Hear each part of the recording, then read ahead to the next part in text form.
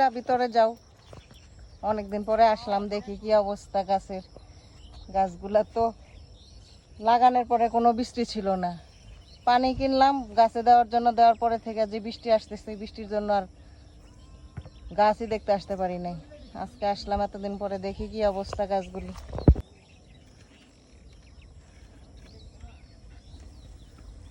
এটা অবস্থা গাছগুলি আজকে বৃষ্টির মধ্যে, বৃষ্টির ভয় রোদ্রের মধ্যে চলে আসলাম। কি অবস্থা?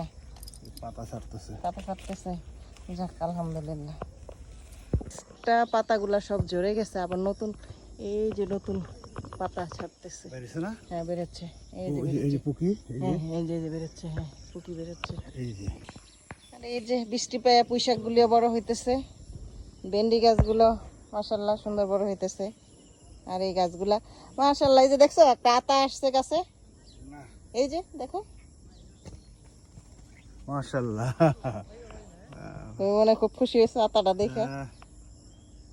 এই যে এটা লাগানোর পরে আসছে আর কি, নতুন করে গাছে পেয়ারা আসতেছে মাশাআল্লাহ। পেয়ারা গুলো সুন্দর হয়ে আসতেছে নতুন করে। লাগাইছে তো বেশি দিন হয় না, 15-20 দিন হয়েছে, 15 দিন হয়েছে। যখনই আসি তখনই একটু একটু করে শাক তুলে নিই। শাকগুলো আমার দেখে এত ভালো লাগে, একদম তাজা শাকগুলা, ফ্রেশ জায়গার মধ্যে, কোনো ময়লা টয়লা কিছু নাই।